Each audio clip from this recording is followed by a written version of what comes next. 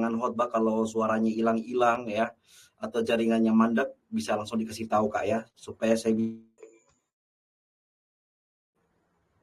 Baik teman-teman yang diberkati dan dikasih oleh Tuhan, sebelum kita sama-sama mendengar firman Tuhan, mari kita ambil sikap yang baik dan mari kita satu hati di dalam doa. Mari kita berdoa. Terpujilah Tuhan Allah penyelamat hidup kami, Allah yang layak kami puji, layak kami sembah. Segala kemuliaan, sanjungan, hormat hanya bagimu. Kami bersyukur Tuhan, kami semua boleh ada sebagaimana kami ada. Itu semua karena dan itu semua karena kasih karunia. Terima kasih banyak Bapak di sorga untuk waktu anugerah Tuhan boleh mengumpulkan kami dari berbagai macam tempat Tuhan, dari berbagai macam interdenominasi gereja yang ada Tuhan, untuk kami boleh ada dalam ruang ibadah ini walaupun secara virtual, namun kami percaya kuasa Tuhan tidak dapat dibatasi oleh apapun, termasuk pada ibadah malam hari ini. Bapak di sorga, mari memberkati ibadah semua Tuhan pada malam hari ini. Biarlah ibadah yang kami lakukan ini Tuhan benar-benar sebagai kerinduan kami. Benar-benar ini adalah bentuk cinta kami kepadamu, bukan formalitas, bukan rutinitas yang olehnya dari ibadah pada malam hari ini kami boleh dikuatkan dan juga kami boleh diberkati. Firman Tuhan yang sebentar akan kami dengarkan, Tuhan tolong anak-Mu, biarlah dari setiap tutur kalimat bahasa yang diseberangkan dapat boleh sampai Tuhan itu menjadi kekuatan dan juga boleh berakar, bertumbuh dan berbuah dalam kehidupan kami semua hari lepas hari.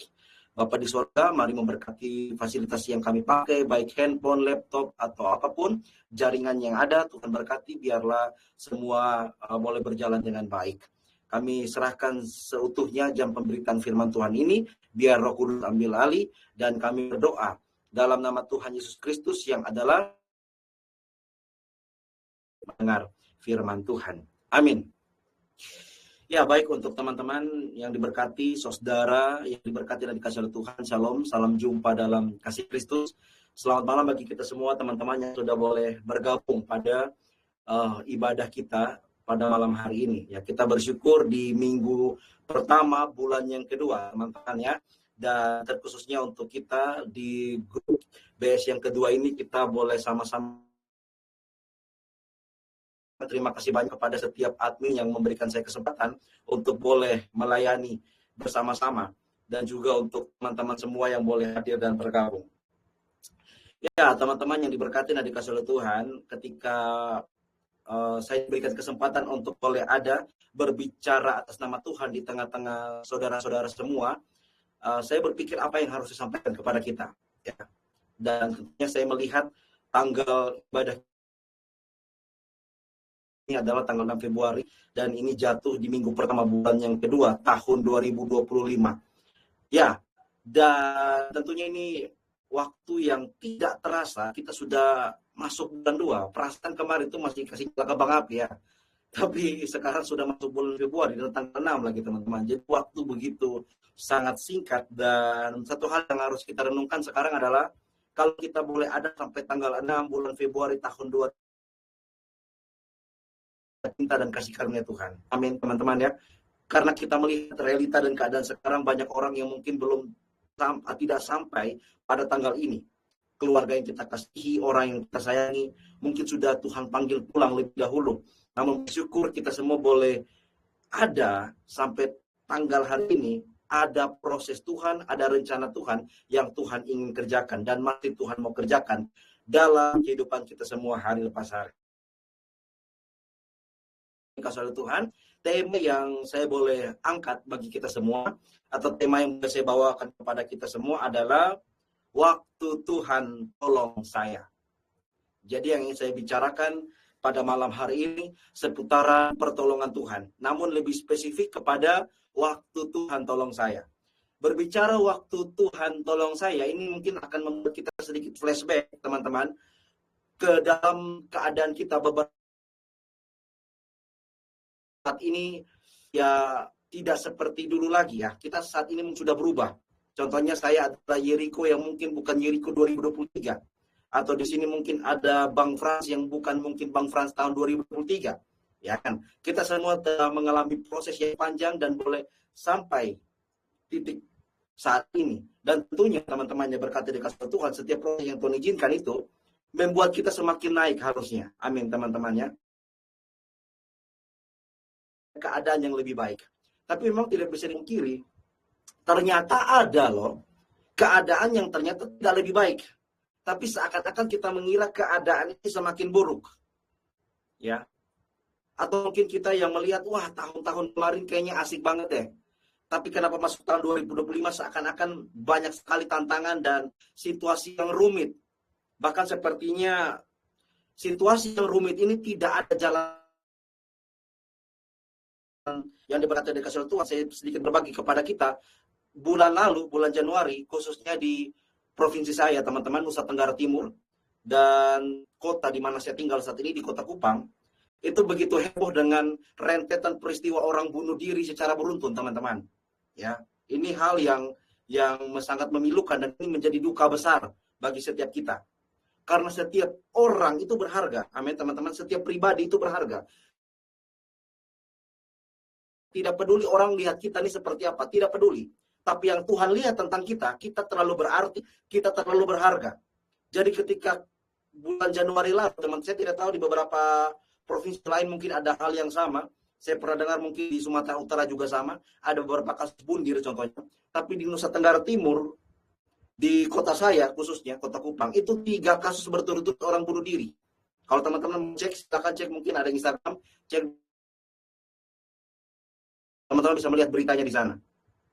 Apa yang terjadi? Kenapa banyak orang rame-rame bunuh diri? Ya. Apa yang salah di sana? Makanya teman-teman yang diberkati dari kasih oleh Tuhan, jangan pernah anggap remeh berkaitan dengan kuasa Tuhan atau hadirat Tuhan. Orang tanpa Tuhan ini bisa lewat dengan cepat, atau bahkan orang tanpa Tuhan tidak bisa melakukan apa-apa. Ya. Dan saya ada sampai malam hari ini itu mau karena belas kasihan kasih karunia Tuhan. Teman-teman yang diberkati dari kasih Tuhan, seperti saya katakan tadi, ya. Terlalu banyak tantangan, terlalu banyak rintangan sampai orang itu mungkin tidak bisa lagi berbuat apa-apa. Saking beratnya tantangan, saking beratnya persoalan hidup tuh, sampai orang tidak tahu lagi harus berbuat apa-apa. Makanya teman-teman, saya bandingkan dalam firman Tuhan di bagian yang lain, dalam Yeremia 17 ayat 8. Dalam Yeremia 17 ayatnya yang ke-5, ya. Dikatakan di sana, terkutuklah orang yang mengandalkan manusia, ya, dan yang bergantung kepada kekuatan dirinya sendiri. Itu Alkitab katakan terkutuklah dia. Kenapa terkutuk? Karena berkaitan dengan mengandalkan manusia yang terbatas, mengandalkan kita, diri kita sendiri yang tidak bisa apa-apa, maka pasti tidak akan ada jalan di sana. Dari ayat 5 dan 6 dalam Yeremia 17, yaitu ayatnya yang ke-7. Yeremia 17 ayat yang ke-7, teman-teman. Bisa perhatikan Alkitab kita masing-masing. Dikatakan di sana apa? Diberkatilah orang yang mengandalkan Tuhan. Yang dikatakan diberkati itu, teman-teman, bukan karena dia punya banyak uang. Bukan. Yang diberkati itu bukan dia yang terkenal, jadi artis mungkin, atau mungkin dia yang jadi selebriti. No. Berarti adalah mereka yang mengandalkan Tuhan. Artinya apa? Artinya adalah bahwa setiap proses masalah yang ada, yang kita hadapi hari-hari, teman-teman, kita boleh kuat, kita boleh bisa menghadapinya.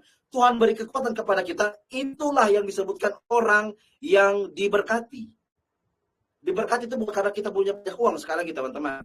Diberkati adalah saat ada masalah tuh, kita dikuatkan untuk menghadapi itu masalah. Diberkatilah saat kita mengandalkan. Yang akan sama-sama kita lihat atau kita belajar pada malam hari ini terambil di dalam 1 Korintus 10 ayat 13. Sesuai di flyer ya. 1 Korintus 10 ayat 13, teman-teman. Teman-teman mungkin yang ada Alkitab baik di HP atau di buku bisa perhatikan ayatnya dan saya akan bacakan bagi kita semua. Sorry itu saya, teman-teman, saya tidak bisa share screen ya. Jadi saya bacakan bagi kita semua. 1 Korintus pasalnya ayatnya yang ke-13. Dikatakan di sana, pencobaan-pencobaan yang kamu alami ialah pencobaan-pencobaan biasa yang tidak melebihi kekuatan manusia. Sebab apa? Sebab Allah setia dan karena itu ia tidak akan membiarkan kamu dicobai melampaui kekuatanmu. Pada waktu kamu dicobai, ia akan memberikan kepadamu jalan keluar sehingga kamu dapat menang. Firman Tuhan dan yang dikatakan berbahagia adalah kita yang tidak saja membaca, tidak saja merenungkan, tapi juga mau melakukannya dalam kehidupan kita semua hari lepas hari. Nah, teman-teman yang diberkati dan dikasihi Tuhan, ketika kita membaca teks tadi, apa yang teman-teman pikirkan dari ayat itu? Kita menyoroti ada beberapa hal yang menjadi penekanan dalam ayat itu. Yang pertama, pencobaan-pencobaan yang kita alami adalah pencobaan biasa.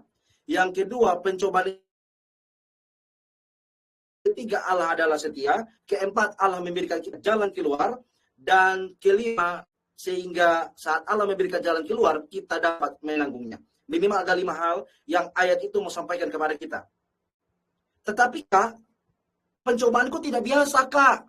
Pencobaan terlalu berat. Papa meninggal, mama meninggal, adik meninggal. Ya. Bisnis bangkrut Kak. Saya ditinggal Kak. Bayangkan betapa beratnya ya kan. Sampai mungkin, aduh rasanya tidak bisa lagi. Terlalu berat Kak. Ukuran berat itu apa kira-kira? Karena kita tidak bisa tanggung, bukan? Tapi kalau sampai kita masih bisa tanggung, firman Tuhan ini berlaku bagi diri kita. Dan teman-teman yang diberkati dari kasih Tuhan, janji Tuhan itu adalah Allah turut bekerja dalam segala sesuatu untuk mendatangkan. Ada Bang Mesak, kah? Bang Mesak mungkin tidak sibuk. Kalau tidak sibuk saja Bang Mesak ya. Kalau mungkin Bang Mesak free, apakah bisa bantu bagikan layar untuk ayat Bang Mesak kalau bisa? Tapi kalau tidak bisa tidak apa-apa. Ya, saya bacakan atau lihat Alkitab kita masing-masing teman-teman ya, karena saya akan berikan beberapa ayat. Dan teman-teman mungkin saya rekomendasikan kalau punya catatan, bisa tulis ayat-ayat ini sebagai pedoman dan pegangan dalam hidup kita. Karena akan ada banyak ayat yang disampaikan kepada kita yang kiranya. Ya, kita kembali lagi pada share kita teman-teman berkaitan dengan pencobaan-pencobaan yang kita alami adalah pencobaan-pencobaan biasa. Dan saya katakan tadi, Allah turut bekerja dalam segala sesuatu untuk mendatangkan kebaikan. Kalau kita melihat teman-teman ayatnya dalam Roma pasal 8.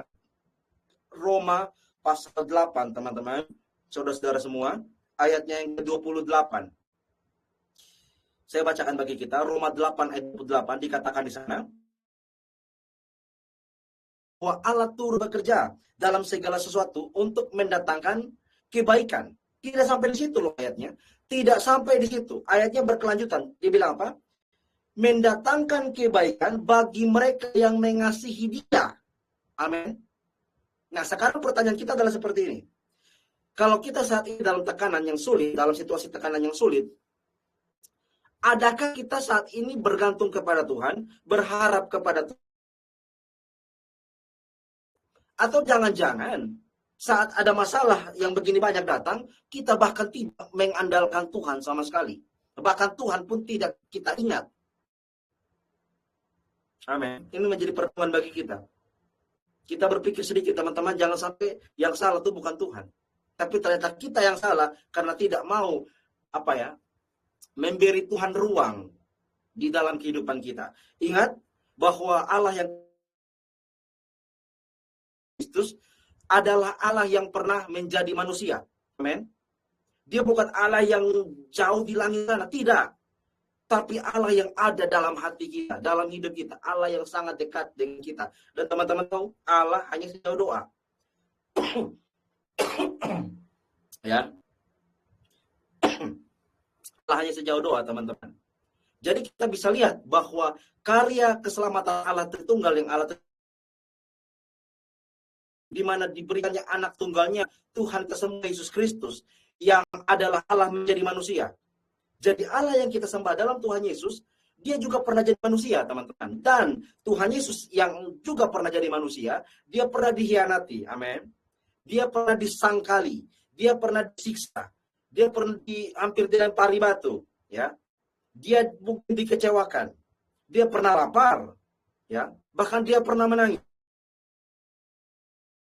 Kita sebagai manusia, Tuhan Yesus pasti mengerti. Makanya teman-teman, tolong saya memohon kepada kita semua, kalau ada masalah yang begitu berat, coba berdoa sungguh-sungguh kepada Tuhan, tolong. Amin. Ya. Kalaupun sangat berat, ada beberapa orang yang teman-teman bisa percayakan untuk teman-teman bisa cerita. Ceritalah, amin. Ceritalah, tidak ada masalah di situ. Karena firman Tuhan di bagian yang lain, besi menajamkan besi, manusia menajamkan sesuatu. Oleh Tuhan sebagai saudara dalam Tuhan untuk saling menguatkan dan saling menopang. Jangan diam, amin. Jangan diam. Ya. Dan bersyukur teman-teman kita di dalam grup ini, kita diberi ruang untuk itu. Diberi ruang untuk bercerita. Dan saya bersyukur teman-teman, sekalipun saya tidak pernah berjumpa dengan teman-teman secara langsung, saya tidak pernah berjumpa dengan saudara-saudara secara muka dengan muka, tetapi saya sangat bersyukur karena, dan saya rasa itu ikatan yang Tuhan beri bagi kita, amin, sebagai saudara dan saudari dalam Tuhan. Mungkin saya secara pribadi belum bertemu dengan kakak Caca Sembiring, saya belum bertemu dengan Bang Ozi contohnya, ya kan? Atau saya pun belum bertemu dengan Bang Kiras, tidak pernah bertemu face to face. Tapi kenapa rasanya nyaman dan kita sangat-sangat merasa begitu dekat sekalipun tidak berjumpa? Itulah ikatan yang Tuhan berikan kepada kita. Dan kita pada ini. Jadi teman-teman, jangan sungkan untuk cerita, jangan sungkan untuk memohon dukungan doa kepada kita semua. Karena saya percaya bahwa setiap doa orang benar, bila dengan yakin didoakan, sangat besar kuasanya. Nah, kita kembali lagi pada teks kita, teman-teman, dalam 1 Korintus pasalnya yang ke-10, ayatnya yang ke-13. Apa konteks? Saya sedikit berikan konteks kepada kita, supaya kita paham, apa sih? Kalau kita melihat perikopnya, teman-teman, ini tentang Israel sebagai suatu peringatan. Nah, jadi Rasul Paulus pada waktu itu memberikan satu peringatan kepada orang-orang di Korintus untuk melihat contoh orang Israel yang pernah gagal saat mengikuti Tuhan. Ya. Dan kalau kita lihat sedikit teman-teman, seperti yang kita tahu, Korintus ini teman-teman ya, adalah sebuah kota yang mana pada zaman itu terlalu banyak kebobrokan,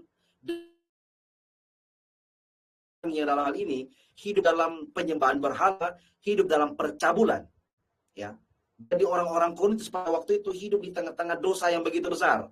Orang-orang Korintus pada waktu itu. Dan kita lihat teman-teman berkata kasih Tuhan, ada beberapa hal yang menjadi masalah di jemaat Korintus. Yang saya catat di sini ada 3. Yang pertama itu adalah perpecahan. Teman-teman bisa melihat teksnya di dalam 1 Korintus pasalnya yang ke-1 ayat 10 sampai 17. Itu tentang perpecahan. Lalu juga ada penyalahgunaan kebebasan. Dalam artian mereka ada yang menyembah Tuhan, tapi sisi lain menyembah berhala. Ya kan, setengah-setengah hati. Atau orang Indonesia bilang munafik begitu. Ya. Di sini menyembah Tuhan, tapi di luar menyembah iblis. Datang gereja malaikat bingung, mana malaikat, mana dia. Keluar gereja iblis bingung, mana iblis, mana dia. Ya kan? Ya. Jadi orang yang muka 2 seperti itu. Aduh, ada balon-balon ya. Berikutnya teman-teman yang saya catat adalah terhadap berkaitan dengan kehidupan mereka yang hidup dalam lingkungan yang penuh dengan hawa nafsu dan juga dosa seksual dan juga penyembahan berhala. Ya, jadi itu beberapa masalah yang jemaat Korintus hadapi pada waktu itu. Terkhususnya dalam 1 Korintus 10 ayatnya yang ke-3. Berikan contoh tentang orang-orang Israel, ya. Kalau kita lihat juga teman-teman yang diberkati dan dikasihi oleh Tuhan kita Yesus Kristus tentang pencobaan-pencobaan yang Rasul Paulus maksudkan. Kalau kita melihat sedikit tentang teman-teman, kata pencobaan dalam konteks waktu itu, dalam kata Yunani yang dipakai itu adalah peraismos, teman-teman, atau perasmos. Itu berkaitan dengan godaan, berkaitan dengan cobaan. Nah, godaan berkaitan dengan penyembahan berhala, hidup tidak taat Tuhan, hidup dengan dosa seksual, ya kan, dengan percabulan, lain sebagainya yang sangat merusak. Mereka tuh hidup di tengah-tengah keadaan seperti itu, ya. Dan Paulus menyampaikan pesan ini kepada mereka agar mereka harus ingat, jangan sampai kita seperti orang-orang Israel yang telah dibawa oleh Allah dengan perantaraan Musa, ya, dari Mesir keluar untuk menuju tanah di padang gurun. Bahkan mana surgawi, roti yang turun dari surga, mereka mengatakan itu dalam makanannya busuk, hambar. Dan kalau kata asli yang dipakai atau terjemahan Inggris yang dipakai melihat kata makanan yang hambar itu dalam Bilangan pasal 21, itu adalah kata yang dipakai benci, muak, bayangkan, menghina pemberian Tuhan. Jadi Paulus mengkontraskan tentang keadaan Israel pada waktu itu. Untuk mereka jangan tergoda setiap situasi yang salah. Tapi di sisi lain teman-temannya berkata di kasih Tuhan, Paulus memberikan penguatan kepada mereka bahwa Tuhan setia dan bersama-sama dengan mereka. Satu hal yang saya ingin bagikan kepada kita dan mungkin ini menjadi bahan untuk sharing nanti, berkaitan dengan kita harus perhatikan bahwa pencobaan yang kita alami itu bukan dari Tuhan, amin. Tuhan tidak pernah mencobai kita. Saya tunjukkan ayatnya dalam Yakobus pasal 1, teman-teman. Yakobus pasal 1 ayat 13. Saya bacakan bagi kita, Yakobus pasal 1 ayat ke-13. Apabila seorang dicobai, janganlah ia berkata, pencobaan ini datang dari Allah. Sebab Allah tidak dapat dicobai oleh yang jahat, dan ia sendiri tidak mencobai siapapun. Lantas pencobaan datang dari mana? Tentu pencobaan datang dari si jahat, atau dari si iblis. Kenapa iblis mencobai kita? Iblis mempunyai maksud memberi kita cobaan untuk menjatuhkan kita. Memakai pencobaan itu sebagai bentuk ujian kepada kita, supaya kita level up, naik level, semakin dekat dengan Tuhan dan semakin kuat dalam Tuhan. Makanya teman-temannya berkata dikasih oleh Tuhan, dalam Yakobus pasalnya yang pertama, kita masih di Yakobus, ayat Yakobus pasal 1 ayat yang kedua. Kita perhatikan ayatnya. Yakobus pasal 1 ayat yang kedua dikatakan di situ, saudara-saudaraku, anggaplah sebagai suatu kebahagiaan apabila kamu jatuh ke dalam berbagai, karena dikatakan berbagai macam pencobaan. Kenapa bahagia kalau jatuh dalam pencobaan? Kenapa bahagia? Yakobus bilang begini, sebab kamu tahu bahwa ujian terhadap imanmu itu menghasilkan ketekunan, dan biarlah ketekunan itu memperoleh buah yang matang, supaya apa? Supaya kamu menjadi sempurna dan utuh dan tak kekurangan suatu apapun. Jadi maksud pencobaan Tuhan kita, amin. Tetapi Tuhan memakai itu sebagai ujian untuk menguatkan kita, sehingga kita tahan uji dan juga kita hidup dalam ketekunan. Kalau kita lihat lagi dalam Roma pasal 5, teman-teman. Roma pasal 5 ayat yang ketiga. Di situ kontraskan bahwa kalau di Yakobus bilang harus berbahagia, tapi kalau di Roma, Paulus mengatakan kita harus bermegah dalam kesengsaraan kita. Ini adalah satu pernyataan yang aneh sekali, teman-teman. Seorang dalam sengsara, orang dalam pencobaan kita disuruh bahagia. Kan aneh. Kecuali kalau kita dapat uang contohnya, atau kita mungkin dapat coklat gratis Valentine, itu baru bahagia dong. Tapi ini contohnya kita sudah ada morat marit, tapi disuruh bahagia. Bahkan kalau Paulus disuruh bermegah, artinya kita bergembira. Kita lihat ayatnya, Roma pasal 5 ayat yang ketiga. Dan bukan hanya itu saja, kita balah berbega juga dalam kesengsaraan kita. Kesengsaraan itu menimbulkan apa? Menimbulkan ketekunan. Jadi kesengsaraan itu menimbulkan ketekunan, teman-teman. Jadi harusnya kalau kita punya masalah, kita punya problem, itu harusnya membuat kita semakin tekun kepada Tuhan. Dan teman-teman lihat, dan ketekunan itu menimbulkan apa? Menimbulkan tahan uji, ya. Dan tahan uji menimbulkan pengharapan, ya. Pernah berdoa, bagaimana dengan orang yang tidak pernah punya masalah? Waduh, itu lebih parah lagi. Iya kan? Saya ulang. Kalau ada orang yang punya masalah dan dia tidak pernah berdoa, apalagi orang yang tidak pernah punya masalah. Mungkin dia itu tidak kenal Tuhan sama sekali. Orang yang diberikan masalah saja tidak pernah berdoa, apalagi tidak punya masalah. Dan kita bersyukur teman-teman yang berkat dikasih oleh Tuhan. Semua maksud yang baik bagi kita. Amin. Janji Tuhan, teman-teman, perhatikan ini. Kita imani dan kita simpan dalam hati kita. Yeremia pasal 29 ayat yang ke-11 dikatakan di sana, rancangan yang ada padaku, yang ada pada Tuhan mengenai kita, itu bukan rancangan kecelakaan, amin. bukan rancangan kecelakaan, tapi rancangan yang penuh damai sejahtera yang membawa kita kepada hari depan yang penuh harapan. Soalnya Kak, sorry to say nih Kak, aku udah rusak nih Kak. Aku masa lalunya udah parah, udah hancur Kak. Contohnya, ya kan? Bagaimana rancangan kecelakaan Kak? Tapi saya pernah kecelakaan dan tangan saya putus, harus diamputasi, dan saya cacat sekarang. Apa maksudnya? Orang mungkin bertanya seperti itu. Rancangan yang ada pada Tuhan mengenai kita bukan rancangan kecelakaan. Kok saya sulit terus Kak? Kok saya miskin terus Kak? Katanya, kok keadaannya tidak sama dengan yang ayat itu katakan? Kita bertanya seperti itu.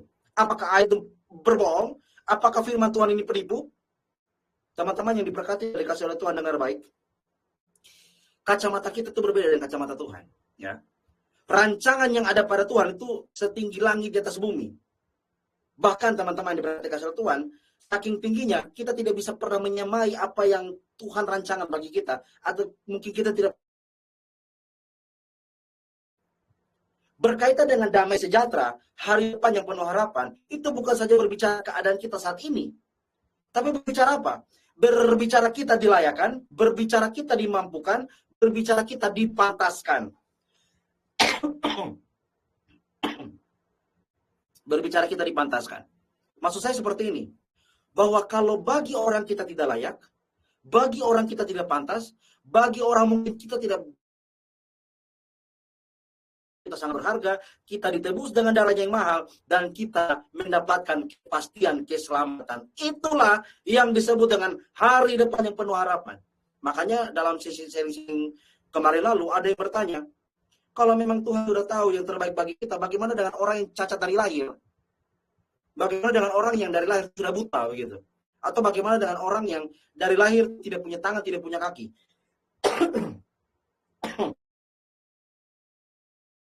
Bagaimana dengan orang-orang seperti itu? Lalu saya teringat seorang tokoh misionaris atau penginjil, namanya Nick Vujicic. Teman-teman bisa searching sekarang di TikTok atau di YouTube, namanya Nick Vujicic. Nick Vujicic tidak punya tangan dua-dua, tidak punya kaki dua-dua, tidak punya. Jadi hanya ada badan doang dan kepala. Tidak punya tangan, tidak punya kaki. Tapi teman-teman tahu, dia jadi berkat bagi banyak orang, dan dia memberitakan Tuhan di mana-mana, yang oleh dari coba terima Tuhan. Kalau kita melihat sudut pada manusia, Nick Vujicic ini cacat, teman-teman.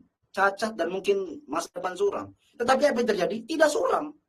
Malah Tuhan angkat dia semakin tinggi, sekalipun tidak punya tangan, tidak punya kaki. Yang terlebih daripada itu semua, teman-teman, bukan berkaitan dengan kita hidup zaman now. Bukan.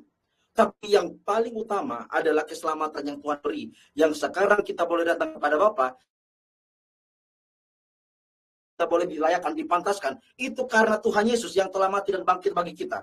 Yang olehnya sekarang saat ini, kita boleh dibenarkan, kita boleh dilayakan, bukan karena saya benar, bukan karena saya tidak, bukan karena saya adalah orang yang pantas, bukan. Tapi karena saya adalah orang berdosa, yang tidak pantas dan tidak layak, karena belas kasihan Tuhan Yesus, menggantikan kita, mati dan bangkit, sehingga kita semua boleh dipantaskan, ketika kita boleh terima Tuhan Yesus, yang disebut dengan hari depan yang penuh harapan. Jadi teman-teman yang diberkati dan dikasih oleh Tuhan kita Yesus Kristus, ya, pada malam hari ini yang saya ingin sampaikan kepada kita semua berkaitan dengan firman Tuhan yang kita bahas, ya, 1 Korintus pasalnya yang ke-10 ayatnya yang ke-13 itu. Itu berbicara tentang, sekali lagi, janji Tuhan dikatakan kepada kita.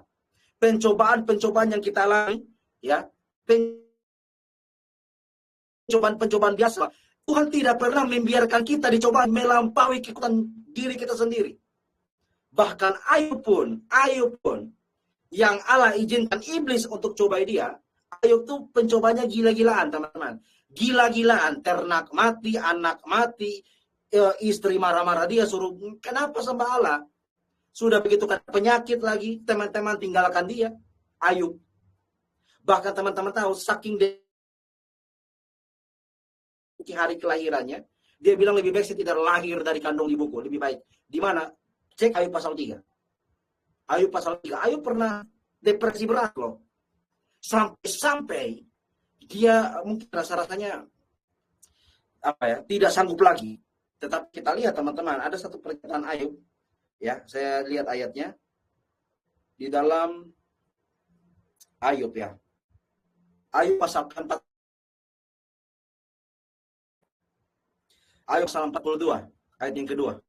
Ini setelah dia melihat kebaikan Tuhan dan dia mencabut perkataannya sendiri dan dia menyesalkan diri. Karena saya bilang tadi, Ayub pernah salah juga. Salah karena dia merasa, aduh lebih baik saya tidak usah lahir karena begini menderita. Tapi kita lihat, Ayub 42 ayat 2. Aku tahu bahwa engkau sanggup melakukan segala sesuatu dan tidak ada rencanamu.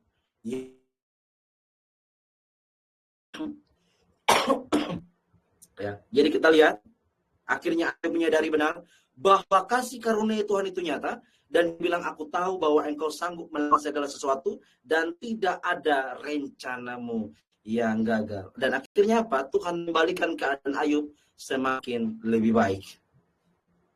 Menjadi pertanyaan kita sekarang, kenapa sih Allah mengizinkan kita ada dalam pencobaan? Kenapa? Allah itu mengizinkan kita dalam masalah. Kenapa? Karena Allah tahu kita mampu untuk melewatinya. Amin. Allah tahu kita akan sanggup melewatinya. Karena Tuhan sendirinya yang memberikan kekuatan kepada kita. Amin, teman-teman. Tuhan sendirilah yang bekerja, berjalan bersama-sama dengan kita. Bahkan dalam kegagalan terbesar sepanjang atau seumur hidup kita, Tuhan hadir di ruang gagal kita. Dengar baik, teman-teman. Sangat mengasihi kita, dia datang dan mau merangkul, melingkup kita dalam kerapuhan. Amin. Orang bisa tinggalkan kamu, siapapun bisa tinggalkan kamu, papa mama bisa tinggalkan kamu, dan siapapun orang yang kamu paling percaya di kolong langit ini bisa tinggalkan kamu.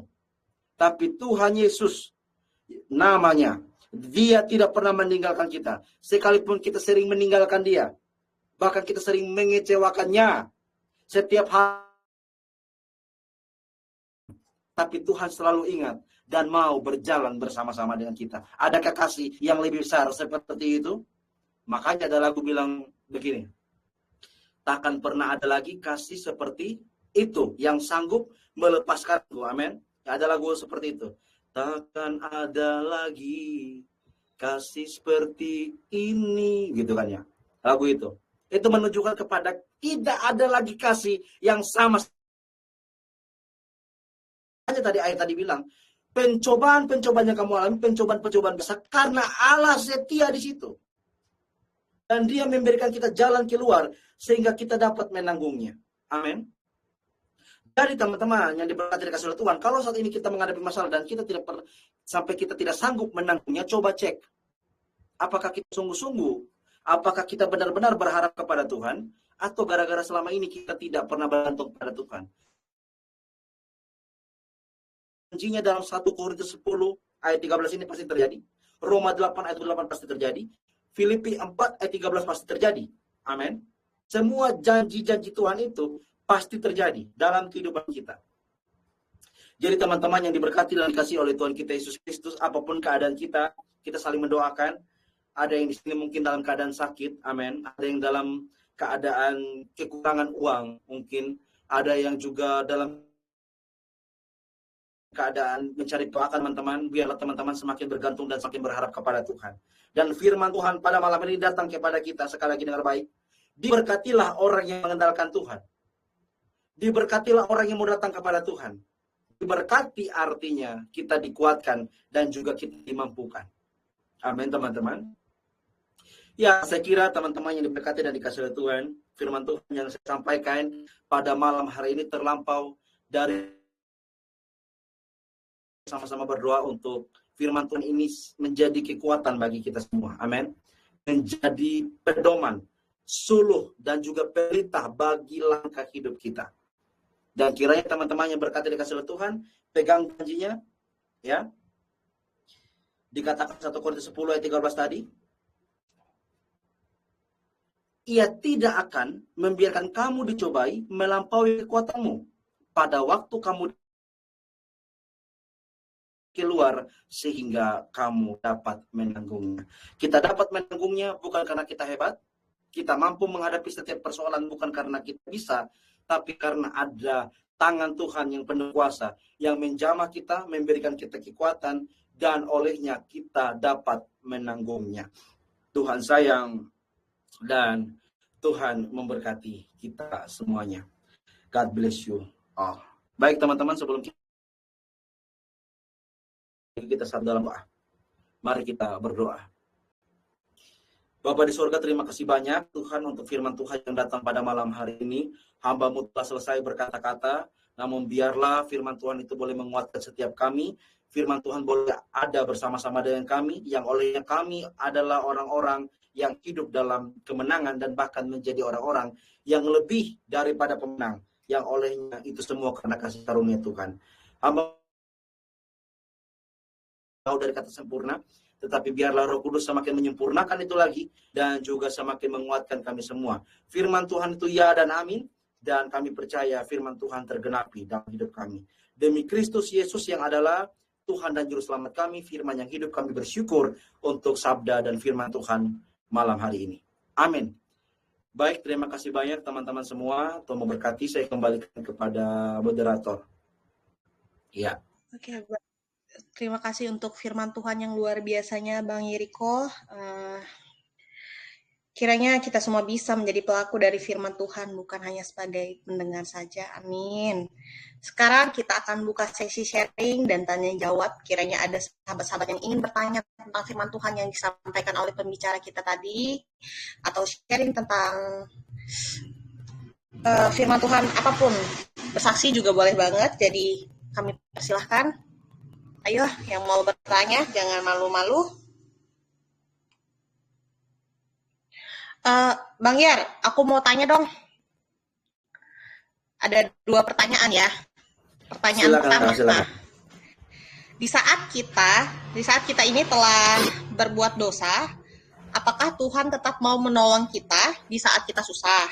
Itu yang pertama. Kemudian, pertanyaan kedua, apakah tanda jika Tuhan sedang menolong kita? Udah, itu aja. Ya, oke. Saya jawab satu kayu ya. Baik. Ya. Baik, terima kasih banyak Kayu yang sudah bertanya, dan mungkin ini juga menjadi pertanyaan kita semua ya. Kalau kita buat dosa ulang-ulang, itu Tuhan tolong kita atau tidak? Jangan mungkin kita berpikir Tuhan, manusia saja yang kita bikin kesalahan berulang-ulang, mungkin manusia itu muak dan buang kita. Betul ya? Siapapun dia, mau pacar kita kah, bahkan mungkin orang tua kah, kalau kita malas. Nah, lalu kita bertanya sekarang, kalau kepada Tuhan gimana kak? Apakah Tuhan juga akan muak dengan kita? Yang ingin saya jawab kepada kita semua, teman-teman yang diberkati dan dikasihi oleh Tuhan kita Yesus Kristus, satu hal yang harus kita ketahui dulu tentang diri kita adalah siapa. Saat kita mengakui kita sebagai orang percaya, sebagai orang Kristen yang sungguh-sungguh percaya kepada Tuhan Yesus, ada beberapa hal yang harus kita pikirkan. Percaya, orang sungguh-sungguh beriman, teman-teman, dia tidak mungkin melakukan dosa berulang kali, tidak mungkin. Kenapa tidak mungkin? Karena dia ada Roh Kudus yang menolong dia untuk selalu hidup dalam Tuhan. Amin. Jadi Kak Ayu, saya mungkin sedikit beri penjelasan sebelum kita jawab ampuni atau tidak. Yang saya ingin jelaskan terlebih dahulu, bagaimana mungkin ada orang yang mengaku dia percaya Tuhan, dia percaya kepada Yesus, tapi buat dosa. Itu sangat tidak make sense. Kenapa tidak make sense? Karena orang-orang yang sungguh dalam Tuhan, orang-orang yang sungguh dalam Tuhan Yesus, ada Roh Kudus dalam hidupnya. Roh Kudus ini apa? Roh Kudus ini adalah parakletos, yang artinya dia menjadi apa ya? Dia itu adalah penolong bagi kita, yang menginsyafkan kita akan dosa. Itu Roh Kudus tuh. Roh Kudus hadir saat kita percaya kepada Yesus. Dan teman-teman perlu ingat, orang yang sungguh jatuh dalam dosa, tapi bukan berarti dia tinggal dalam dosa. Nangkapkah? Orang yang sungguh-sungguh percaya kepada Yesus, dia mungkin akan jatuh dalam dosa. Namanya juga masih pakai daging manusia, teman-teman ya. Kita pasti akan jatuh dalam dosa. Tapi tidak mungkin dia tinggal dalam dosa. Ini seperti ayam dan bebek. Kalau teman-teman pernah lihat, saya di NTT, rumah di samping kali, teman-teman. Jadi saya lihat banyak ayam dan bebek tuh di samping kali jalan. Tapi ada perbedaan ayam dan bebek. Kalau ayam, teman-teman, dia lewat kali, Tiba-tiba dia jatuh ke dalam air tuh, dia langsung berontak keluar, mau keluar. Tapi kalau bebek tidak. Bebek ini kalau masuk dalam kali, dia berenang dan menikmati itu kali. Nah, pertanyaan kita sekarang, apa yang aneh di situ? Ternyata air itu menjadi kesenangan bagi bebek. Sementara ayam tidak suka dengan yang namanya air di kali. Itu juga mengilustrasikan tentang orang percaya. Orang percaya dia jatuh dalam dosa, lalu dia tinggal dalam dosa, tidak mungkin. Tapi dia selalu mau kembali kepada Tuhan. Dia selalu mau untuk datang pada Tuhan. Makanya teman-teman yang diberkati kasih Tuhan, saya kasih contoh begini. Ada orang yang mungkin terjebak pornografi, contohnya. Pornografi, ya. Dia terjebak. Dia sudah mau berdoa, Tuhan tolong lepaskan saya dari sini dan saya tidak mau lagi melakukan kesalahan yang sama. Saya percaya teman-teman, bisa dilepaskan. Tapi kalau dia menikmati dosa tersebut, itu patut dipertanyakan. Apakah dia sungguh-sungguh percaya atau tidak? Atau, saya beri contoh. Mungkin dia rajin ke gereja, contohnya. Dia rajin ke gereja nih. Tapi di rumah melawan orang tua. Orang tua suruh cuci piring. Dia marah mamanya. Mama nih, aku baru pulang pelayanan loh, Ma. Bayangkan. Marah mam tua kembali. Marah mamanya kembali. Tidak menghargai orang tua. Aneh bukan? Pelayanan contohnya. Dia sering pelayanan, tapi ternyata dia tukang tipu. Itu patut dipertanyakan tuh. Dan itu tidak bisa dikompromikan sekali lagi. Jadi pertanyaan kita sekarang, kalau ada orang berbuat dosa ulang-ulang, dia anak Tuhan atau bukan? Karena kalau anak Tuhan tidak mungkin bikin dosa ulang-ulang. Dia akan jatuh dalam dosa, Kak Ayu dan teman-teman, tapi dia tidak mungkin melakukan dosa yang sama berulang-ulang kali. Tidak mungkin. Harus ada pertobatan, harus ada perubahan di situ. Pertanyakan, sungguh-sungguh tidak dia ikut Tuhan. Makanya Rasul, maksudnya Yakobus teman-teman, Yakobus 2 ayat 17, Yakobus itu pernah bilang begini, iman tanpa perbuatan pada hakikatnya adalah mati. Jadi kalau misalkan orang mengaku dirinya adalah percaya Yesus, orang mengaku dirinya beriman, tapi tidak menunjukkan perbuatan atau teladan yang nyata, maka iman itu adalah iman yang omong kosong. Makanya Yakobus bilang begini, kalau misalkan kamu mengatakan kamu orang percaya Yesus atau percaya Tuhan, mana buktinya? Orang sekarang lihat teman-teman, bukan lagi dengan banyaknya kata-kata, tapi dengan tindakan dan perbuatan nyata. Jadi teman-teman yang diberkati dikasih oleh Tuhan, ya, kalau misalkan kita bertanya sekali lagi tentang orang-orang yang sering kali berjatuh dalam dosa, tapi saya nanti mengerti, saya berikan konteks yang lain, tapi konteks yang pertama ini saya mau katakan bahwa tidak mungkin orang yang jatuh percaya. Karena orang yang sungguh-sungguh percaya tidak mungkin dia jatuh ke dalam dosa yang sama berkali-kali. Roh Kudus pasti tolong dia. Roh Kudus pasti pegang tangannya untuk hidup dalam kekudusan.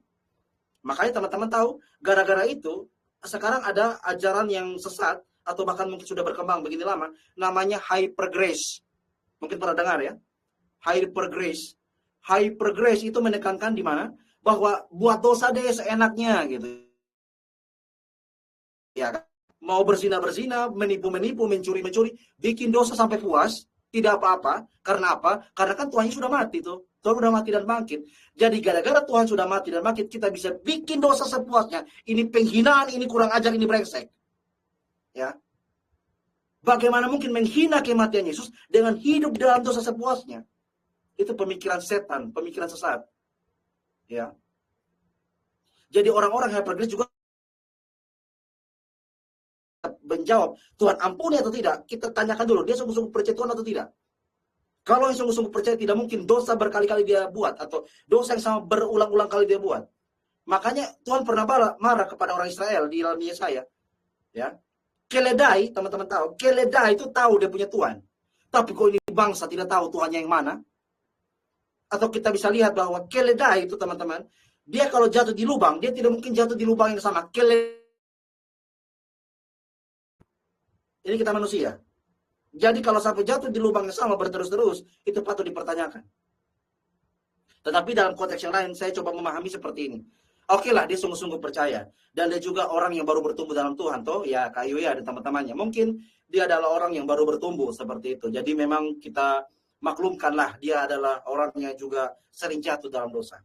Tapi saya yakin bahwa orang-orang itu pasti diampuni. yang paling kenal dia. Dan saya percaya bahwa dosa-dosa yang dilakukan itu, ya, ketika dia gagal jatuh berkali-kali, Tuhan punya rencana agar dia bangkit dan kembali pada Tuhan.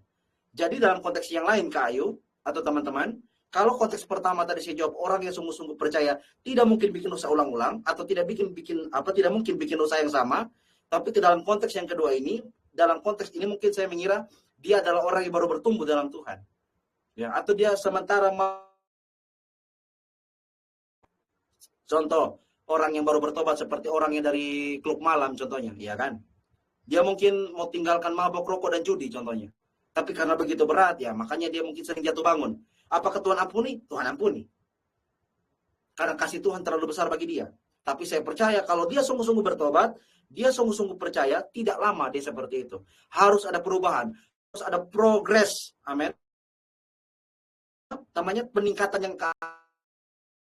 arah lebih baik. Sehingga imannya itu dapat dibuktikan dari perbuatannya. Karena apa? Orang yang terima Tuhan, Roh Kudus hadir, buah-buah roh itu muncul. Apa itu buah-buah roh?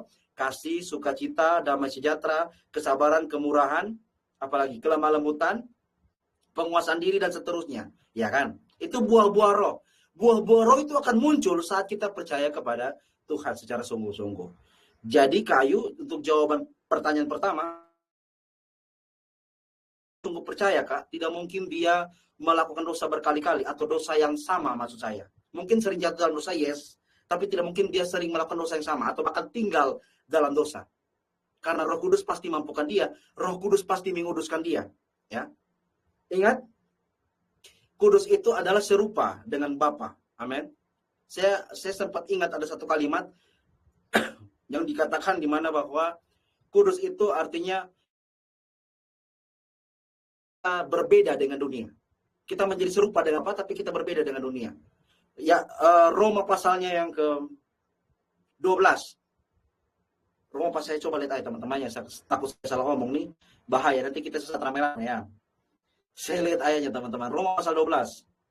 Ayatnya yang kedua kalau tidak salah ya. Roma pasal 12 ayat yang kedua. Ya, Roma pasal 12 ayat yang kedua, teman-teman perhatikan Alkitab kita. Jangan serupa loh ya, tetapi berubahlah oleh pembaruan budimu. Berubahlah oleh pembaruan budimu ini dalam kata Yunani dipakai adalah metanoia. Kita berubah 180 derajat. Jadi berubah itu begini teman-teman, 180 derajat. Bukan 360 derajat, tidak. 180 derajat. Berbalik total. Itu metanoia, pembaruan budi kita diubah. Sehingga kamu dapat membedakan manakah kehendak Allah, apa yang baik, yang berkenan kepada Allah, dan yang sempurna. Menguduskan kita, sehingga kita boleh ada dalam Tuhan. Atau kita hidup dalam kekudusan. Itu konteks yang pertama. Konteks yang kedua, kalau misalkan dia adalah orang yang baru pertama kenal Tuhan, hidup dalam pertobatan yang maksudnya dia juga butuh dibimbing, mungkin sering jatuh ya. Itu memang kita harus akui, itu Alkitab katakan seperti bayi-bayi rohani. Harus dibubur, oke? Tapi kalau kita sudah tua secara rohani itu seharusnya tidak seperti itu lagi. Sehingga dia berkuat, bertumbuh, dan sebagainya. Adalah salah kalau bayi-bayi rohani langsung dikasih rendang pedas. Ya kan? Itu tidak akan bertumbuh tuh. Tapi kita beri dia sesuai dengan apa porsinya dia. Jadi kalau misalkan konteks seperti itu, saya jawab Tuhan pasti ampuni. Tuhan sayang dia dan Tuhan mau dia menjadi lebih baik. Ya, Kayu ya, itu untuk pertanyaan pertama. Lalu pertanyaan kedua. Pertanyaan kedua itu mungkin bisa sedikit.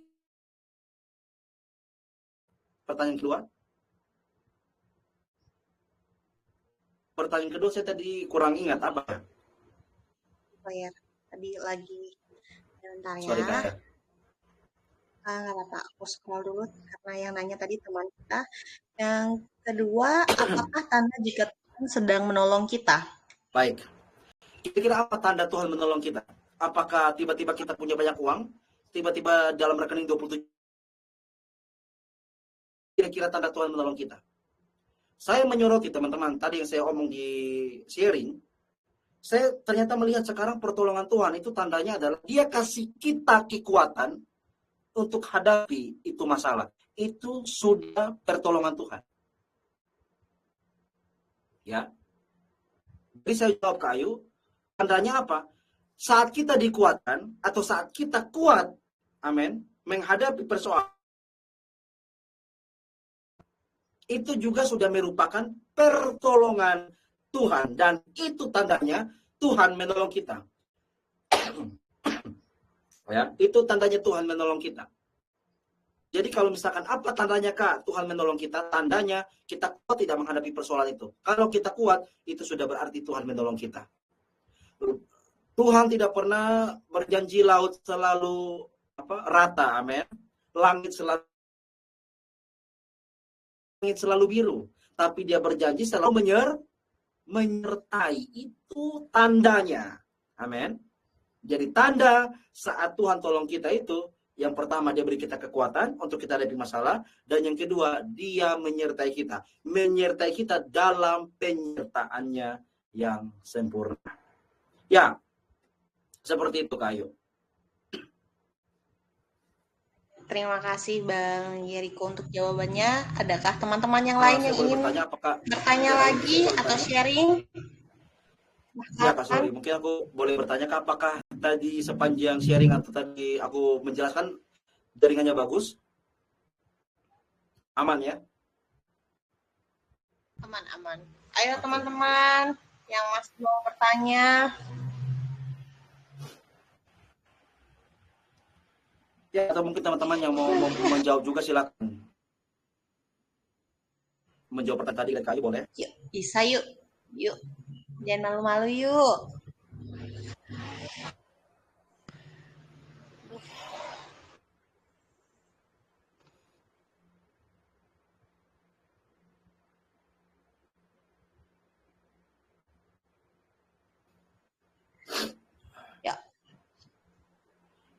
Yuk, ayo dong. Apakah Kasih atau Bang Laja?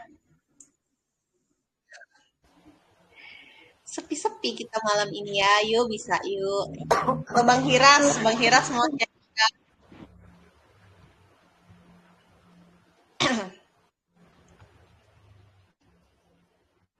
Kalau aku nanti bertanya aja.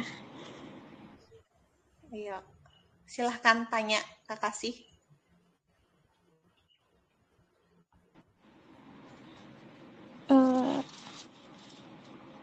Suara saya kedengarkan? Aman. Oke. Ini apa ya? Lumayan lagi kerja.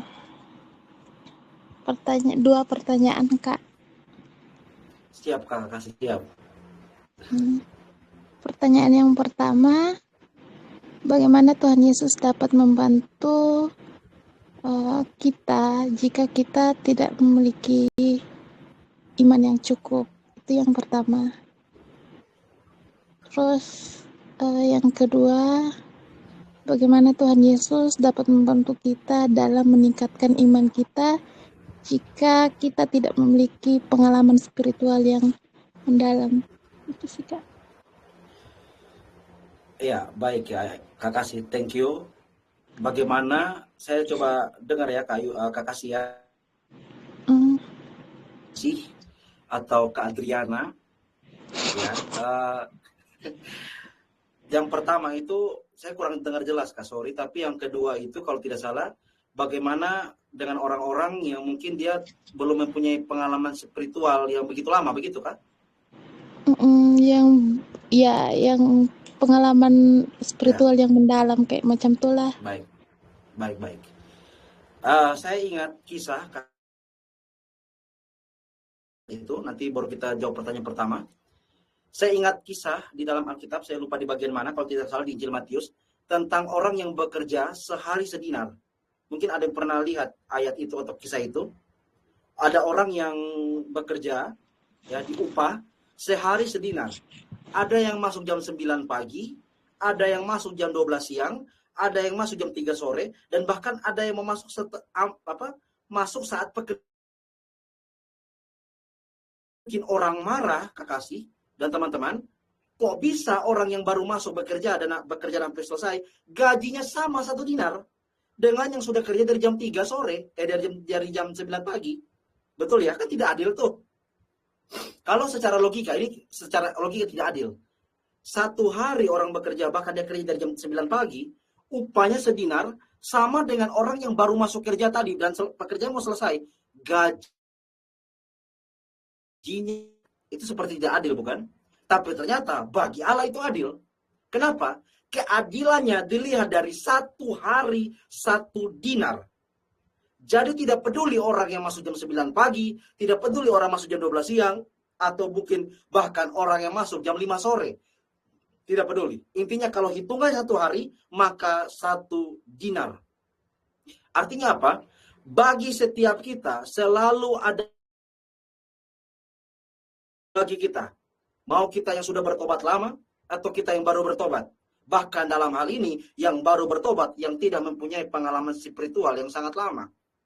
Ya, tahu dari mana Kak Yeriko? Kasih contoh dong. Oke, contohnya di mana? Contohnya penjahat di samping Yesus yang disalib itu. Yang di samping Yesus yang disalib. Dia mungkin mau mati. Dia itu mungkin begini teman-teman ya. Orang yang terkutuk, ya, orang-orang terkutuk. Dan orang yang disalib itu disebut dengan penjahat kelas berat punya. Dan yang paling banyak kesalahan atau kejahatannya orang yang disalib di tengah. Nah, Yesus yang tidak ada salah disalib di tengah untuk menanggung dosa kita. Nah, di samping kiri dan kanan Yesus ada juga penjahat-penjahat. Yang satu percaya, satu tidak percaya. Yang percaya saat disalib dia bilang, apabila engkau datang sebagai raja untuk kedua kali, Tuhan Yesus jawab apa di situ? Teman-teman, ada ingat?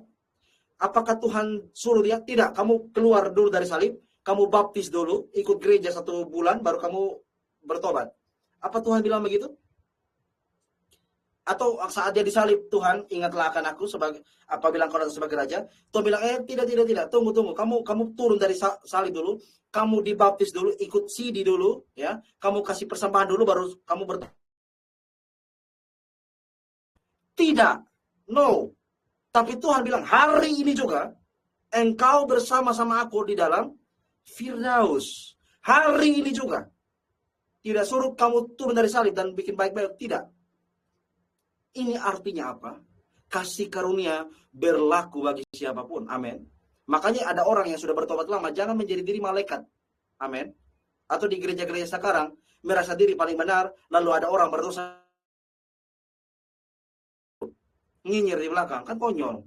Ingat, kita tidak lebih baik dari orang lain. Saya sendiri teman-teman, tidak lebih kudus dari kita semua. Saya tidak lebih kudus dari Kak Serli, saya tidak lebih kudus dari Caca, saya tidak lebih kudus dari Bang Laza, tidak lebih kudus. Tapi sebagai hamba Tuhan yang hina ini, yang Tuhan boleh angkat dari sampah, didaur ulang menjadi lebih baik, kita saling mengingatkan. Itu sebagai apa? Sebagai perenungan bahwa kita sama-sama berharga di hadapan. Sekalipun itu orang baru bertobat, dan mungkin dia tidak terlalu punya pengalaman spiritual sama Ki Pendeta yang mungkin sudah naik turun surga, mungkin tidak sama, ya. Tapi Tuhan tetap terima dia, dan selalu ada pintu bagi dia untuk dia boleh masuk dalam kuasa Tuhan dan juga dalam hadirat Tuhan. Jadi jangan cepat-cepat menghakimi orang yang baru bertobat ya. Orang-orang yang kita lihat mungkin dia kehidupan latar belakang yang buruk, tapi suci itu ada masa lalu, tapi pendosa ada masa depan. Amin. Orang suci itu punya masa lalu. Orang suci tidak mungkin jadi suci tanpa adanya proses di belakang. Tapi pendosa pun tidak mungkin bisa menjadi lebih baik kalau Tuhan tidak bersama-sama dengan dia. Artinya pendosa pun ada masa depan. Ya, itu untuk pertanyaan kedua dari Kak Kasih. Jadi bisa Kak ya, bisa. Tuhan pasti terima dia. Oke, jadi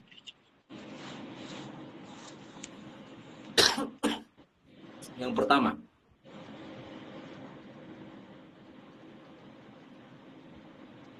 saya kurang ingat tadi apa yang pertama, kayak tanda apa tadi? Iya, yang pertama kayaknya udah terjawab sih sekalian tadi.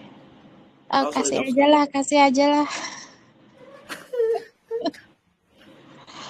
Oke. Oke, sudah. Ya, terima kasih Kak Kasih ya sudah bertanya. Tuhan berkati.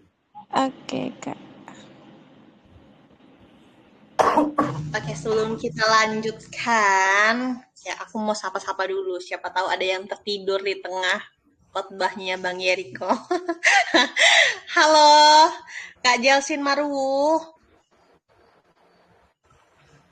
Shalom, apakah masih ada? Oke, baik.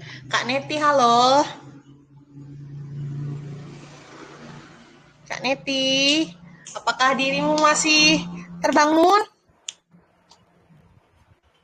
Sepertinya dia tidak. Kak Marta, halo. Halo Kak. Halo Kak Marta. Halo Ayu. Oke. Kak Halo. Cece, halo. Shalom. Salam, salam. Bang Maruli, shalom. Bang SJ ini, halo Abang. Siapa ini namanya? Bang SJ. Kak Trisia, shalom. Masih aman kah dirimu? Belum aman Kak, aman. Oke, baik. Kak Nina, shalom. Ayo. Shalom. Siapa ini Bang Fal? Halo Bang Fal. Halo Kak, ini maaf kebetulan saya mau sekalian bertanya. Shalom Kak Ipon. Ya, Halo shalom. Kak Ipon. Ayu, gua ada bertanya, Bang Fal. Oke, baik. Bang Hira, shalom. Kak Caca, shalom Kak Caca. Iya, kan.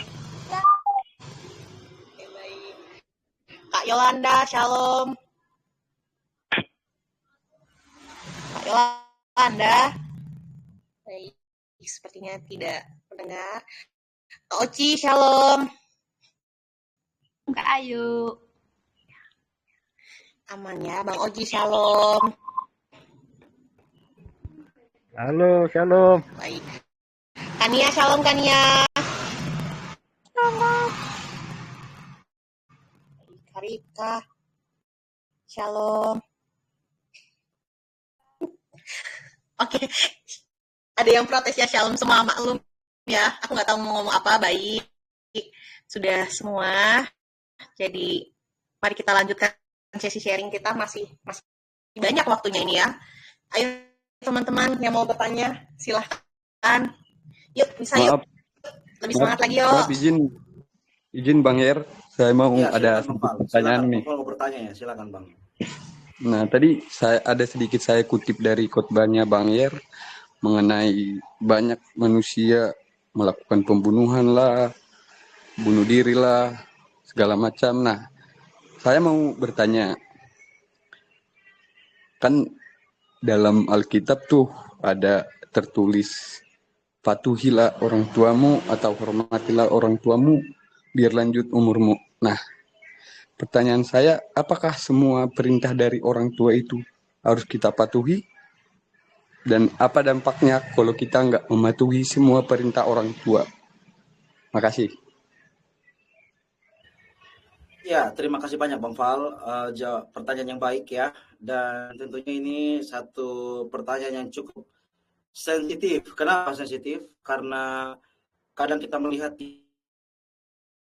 tidak semua keluar cemara di sini nih, maksudnya mungkin orang tua yang ideal kah atau bagaimana. Ya, tapi itu salah satu perintah Tuhan. Dan itu adalah satu-satunya perintah dan disertai dengan janji, Bang Fal. Jadi orang tua itu bisa disebutkan juga dengan Allah kedua di dunia ini.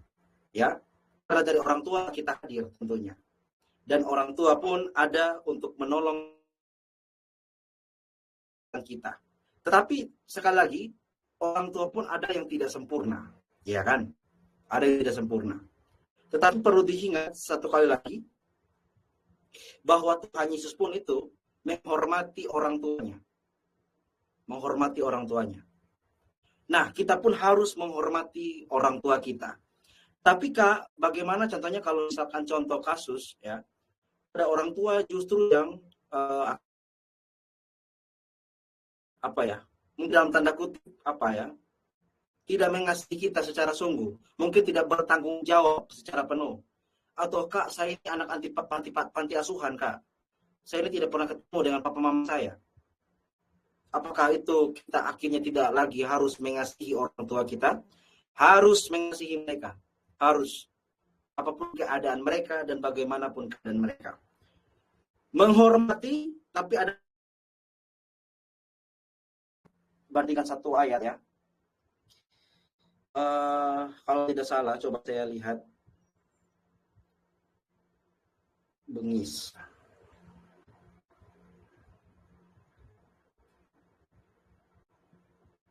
Atau saya bandingkan ya, ini salah satu teladan yang juga mau Rasul Petrus mau sampaikan. Di dalam 1 Petrus Kak, 1 Petrus pasal 2 ayatnya yang ke-18. 1 Petrus pasal 2 yang ke-18 dikatakan, "Hai kamu hamba-hamba, tunduklah dengan penuh ketakutan kepada Tuhanmu, bukan saja kepada yang baik dan peramah, tetapi juga kepada yang bengis." Ya. Dalam artian yang lain seperti majikan atau orang yang tua, para pelayan, atau juga ya, dikatakan orang yang lebih tua.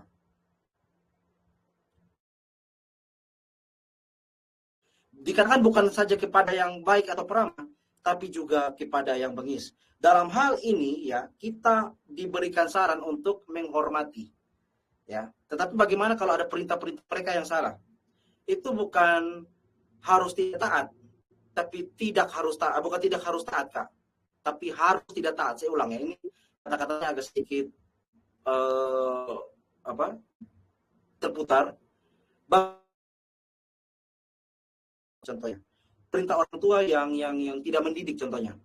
Itu saya jawab, kita bukan tidak harus taat Kak, bukan tidak harus taat loh ya, tapi harus tidak taat. Harus tidak taat kepada apa? Kepada perintah yang salah. Kepada mungkin ada contoh teladan yang salah. Ya, kita tidak perlu ikuti. Tapi dalam sisi menghormati harus dihormati. Harus dihormati. Ya. Jadi sekali lagi teman-teman, Bang Val dan kita semua, saya tidak tahu pasti. Tapi yang ingin saya berikan saran kepada kita dan juga masukan sebagai anak-anak Tuhan yang baik. Hormatilah orang tua kita. Doakanlah orang tua kita. Kalaupun kita melihat sedikit kekurangan atau banyak kekurangan dari orang tua kita, papa dan mama kita, doakanlah yang terbaik. Karena teman-teman tahu hari ini banyak orang yang merindukan papa dan mamanya. Banyak orang yang tidak punya papa dan mama. Jadi kalau kita saat ini masih punya papa dan mama, hargailah mereka selagi mereka masih hidup di dunia ini. Sayang mereka betul-betul. Terlepas dari mungkin ada beberapa kekurangan yang mereka lakukan atau yang mereka alami, itu tidak menjadi pengaruh untuk kita berkurang hormatnya bagi mereka. Kasih mereka. Ya, sekalipun mungkin ada kata-kata kasar yang dilontarkan kepada kita sebagai anak, mungkin ada ya. Atau kita mungkin pernah dipukul kah, kita pernah dimarahi dan sebagainya, tetap kita kasih mereka. Ya. Orang tua yang ada di hadapan mata kita, tidak selama-lamanya mereka ada. Dan kita pun tidak selama-lamanya ada bersama-sama dengan mereka. Jadi selagi masih ada waktu, selagi masih ada kesempatan, sayangi mereka dan juga hormati mereka. Dan Bang Val, apa konsekuensinya ketika kita menghargai orang tua? Janji Tuhan, dan lanjut umurmu di bumi. Panjang umur kita semua. Amin. Menghargai orang tua, menghormati orang Tuhan. Tuhan berjanji kita. Ya. Kiranya bisa menjawab Bang Val ya. Oke Bang. Makasih Bang Ir. Jadi udah terjawab kan. Jadi kenapa saya menanyakan itu mungkin, tapi ini sebenarnya sama sekali bukan bermaksud menyinggung ya. Betul. Mungkin kawan-kawan yang lain juga kemarin tahu kan ada masalah di grup. Kenapa saya nanya kayak gitu? Biar terjawab aja. Jadi sekarang udah terjawab. Ya makasih Bang Ir untuk jawabannya. Siap, mungkin yang kemarin udah pada tahu kan, tapi bukan bermaksud menyinggung, biar terjawab aja. Oke. Thank you Bang Val ya. Tapi nanti habis ini PC ya Bang Val, apa kemarin saya tidak tahu soalnya. Ketinggalan kereta. Oke Bang. Oke siap Bang. Thank you Bang. Hormat diberi. Ya. Kembalikan kepada kayu. Oke, baik. Teman-teman, apakah masih ada yang mau bertanya?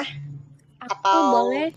ini Bang Laja mau sharing? Boleh Bang Laja sharing? Aku Udah yuk cepat mau dipersilakan. nanya yuk. Bentar, bentar dulu itu Kak Shirley dulu nggak apa-apa Kak Ayu. Silakan Kak Shirley, silakan. Oke, Oke, baik Kak Shirley, dipersilahkan. aku mau nanya kok. Apa ya bedanya ujian dan cobaan? Dan boleh kasih contoh nggak? Mana yang ujian, mana yang cobaan? Iya, mana ujian, mana cobaan. Kira-kira Ayub itu, teman-teman, saat dia itu mengalami penderitaan, itu kira-kira pencobaan atau ujian kira-kira? Ayub ya, dia mengalami kehilangan banyak orang, anak-anaknya, ternaknya, hartanya hilang, istrinya juga marahi dia, teman-temannya juga meninggalkan dia, bahkan dia juga sampai stres. Itu kira-kira apakah pencobaan atau ujian? Nah, sudut pandang yang berbeda. Kalau kita menyoroti pencobaan, tentu kita akan melihat bahwa oh ini sifatnya menghancurkan, sifatnya membuat Ayub itu hancur lebur, atau bahkan mungkin sifatnya apa ya, ingin apa ya, membuat Ayub itu tidak lagi berkembang, tidak lagi bertumbuh seperti itu. Tapi kalau dilihat dari sudut pandang ujian di sini itu maksud yang baik. Makanya kalau kita di sekolah disebut dengan ujian tengah semester, ujian akhir semester. Ujian itu untuk apa kira-kira? Ujian itu kan dengan tujuan supaya kita apa ya, bisa merepresentasikan apa yang kita sudah dapat selama ini. Iblis itu waktu saat ingin mencobai Ayub, dia kan izin kepada Tuhan Allah. Tuhan, saya telah berkeliling bumi dan saya ada lihat hambamu yang setia, Ayub namanya. Tapi Tuhan, dia kan setia karena punya banyak harta. Coba kalau hartanya diambil, coba kalau anak-anaknya mati, gimana? Pasti saya yakin, Ayub akan murtad dan meninggalkan engkau. Lalu Allah pun dengan senang hati memberikan izin kepada si iblis. Apapun yang kau ambil, boleh kau ambil, tapi jangan sentuh nyawanya. Ya, nyawanya karena milik Allah. Tidak bisa disentuh oleh iblis. Tapi yang di bagian luar tuh, iblis bisa ambil. Kasih hancur begitu. Tapi teman-teman tahu, kenapa Allah saya jawab, kenapa Tuhan izinkan iblis itu mencobai kita? Karena Tuhan tahu kita mampu melewatinya. Dan Tuhan tahu Ayub bisa melewatinya. Kenapa Ayub bisa melewatinya? Karena pencobaan yang iblis berikan, itu juga dipakai oleh Allah sebagai ujian kepada Ayub. Jadi kalau misalkan kita tanya sedikit, contohnya seperti apa? Sebentar teman-teman ya. Apa? Kalau dari beberapa data yang saya sebarkan ke Shirley dan teman-teman, contohnya tadi dalam Yakobus 1 ayat 2 sampai 4, Roma pasal 5 ayat 3 sampai 5, itu semua itu berbicara kesengsaraan, Kak. Berbicara soal ujian terhadap iman. Ujian terhadap iman itu harusnya membuat orang percaya semakin tekun, ya, semakin tekun dan juga semakin taat. Itu yang Alkitab sampaikan. Tapi kalau sampai ada orang yang kena pencobaan contohnya, tapi bukannya taat, tapi malah parah, apakah itu adalah orang-orang yang dalam hal ini tidak sungguh-sungguh percaya kepada Tuhan? Karena tolak ukur orang percaya Tuhan atau itu tidak, Kak Shirley, sekali lagi, bukan dari asumsi kita, bukan dari paradigma kita yang terbatas. Kita mungkin bisa menuduh dia tidak percaya Tuhan. Tapi kalau tolak ukurnya Alkitab sungguh percaya kepada Tuhan, pasti firman Tuhan akan digenapi. Firman Tuhan yang mana? Seperti yang saya sebutkan tadi, Roma 8 ayat 28, 1 Korintus 10 ayat 13, tentang Allah adalah setia memberikan jalan keluar, Filipi 4 ayat 13, di mana segala pencobaan itu dapat ditanggung karena Tuhan yang memberikan kekuatan. Nah, itu semua bagi orang-orang yang percaya. Tapi kalau tidak percaya dalam pencobaan tersebut, maka Yakobus bilang, anggaplah sebagai suatu kebahagiaan apabila kamu jatuh dalam berbagai-bagai macam pencobaan. Karena dengan pencobaan-pencobaan itu membuat kita sebagai membuat kita semakin tahan uji. Jadi Kak, sederhananya seperti ini. Yang saya ingin sampaikan adalah Membedakan cobaan dan ujian itu adalah ujian selalu membuat kita bergantung kepada Tuhan. Ujian harusnya membuat kita semakin tekun. Dan kita tahu ini diberikan Tuhan untuk kita semakin dekat dengan Tuhan.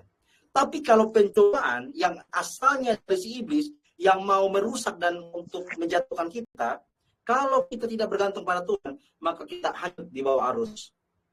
Dan bahkan janji Tuhan dalam 1 Korintus 10 ayat 13 tidak tergenapi bagi kita. Allah turut bekerja dalam segala sesuatu mendatangkan kebaikan. Mereka yang masih dia, kalau kita mengasihi dia, maka firman Tuhan itu jangan coba-coba diklaim deh. Jangan coba-coba berani-berani klaim itu, karena kalau kamu tidak mengasihi Allah. Kalau mengasihi Allah, firman Tuhan ya dan amin, pasti Allah menyertai dan juga akan bekerja dalam segala sesuatu untuk mendatangkan kebaikan. Jadi ujian Kak, yang mungkin bisa jawab atau mungkin teman-teman punya jawaban lain silakan. Bagi saya pribadi, ujian itu merujuk kepada satu hal yang membuat kita semakin tekun. Tapi kalau bicara pencobaan, berbicara sesuatu hal yang iblis lakukan dengan niatan untuk menjatuhkan kita, menghancurkan kita. Tapi ingat, teman-temannya berkat dikasih Tuhan, bahwa kita sering ditawari hal yang nikmat, bukan? Betul ya? Kita sering ditawari hal yang nikmat. Dosa itu selalu menawarkan yang enak, teman-teman. Dosa itu selalu menawarkan yang indah dan nikmat. Tapi ingat, itu hanya jangka pendek untuk kenikmatan, jangka panjang untuk kesengsaraan. Teman-teman, saya bandingkan sedikit Kak Sherly ya. Saya minta waktu sedikit Bang Laza. Saya bandingkan tentang kisah anak bungsu yang hilang. Anak bungsu yang hilang itu kan mengambil harta milik bapaknya dan meninggalkan bapak ke tempat yang jauh. Dia mengambil berkat bapak, tapi tidak bergantung pada sumber. Dia mendapat pencobaan. Pencobaannya apa? Dia itu lapar, dia untuk makan saja dia tidak bisa. Makan makanan babi pun tidak ada orang yang kasih. Itu anak bungsu yang pergi jauh meninggalkan bapak. Tapi apa? Apakah itu merupakan pencobaan yang Bapak berikan? Tidak. Pencobaan itu seringkali juga termasuk kebodohan kita sendiri. Ya, tapi sangat bersyukur sekali bahwa ketika kita datang kembali kepada Bapak, Bapak selalu menerima kita. Luar biasa Tuhan kita. Jadi pencobaan itu dimaksudkan apa? Tapi kalau saat kita ada dalam pencobaan yang menghancurkan kita dan kita kembali kepada Tuhan. Tuhan bagi kita dan kekuatan seperti anak bungsu yang hilang datang kepada Bapak rangkul, seperti Ayub yang akhirnya Tuhan kembalikan keadaannya berlipat kali ganda. Jawabannya, ujian itu membuat kita semakin tekun, pencobaan itu hanya datang menghancurkan dan membuat kita semakin jatuh. Ya, terima kasih banyak Kak Sherly. Kiranya boleh menjawab. Ya. Ya, Bang Laja, atau teman-teman masih ada yang mau bertanya kah sebelum dilanjutkan oleh Bang Laja?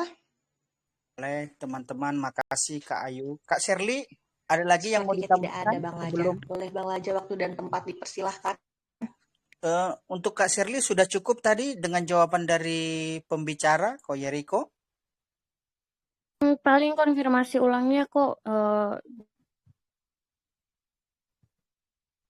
Oke, nanti mungkin di pas random nanti boleh ditanyakan kembali atau gimana?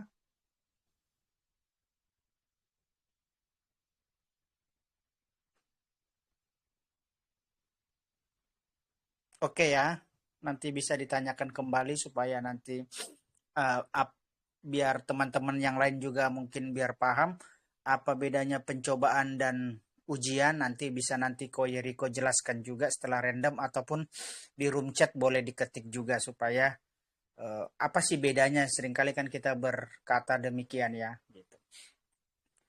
Jadi saya juga mau sharing sedikit, tapi sebelumnya apakah ada suara saya?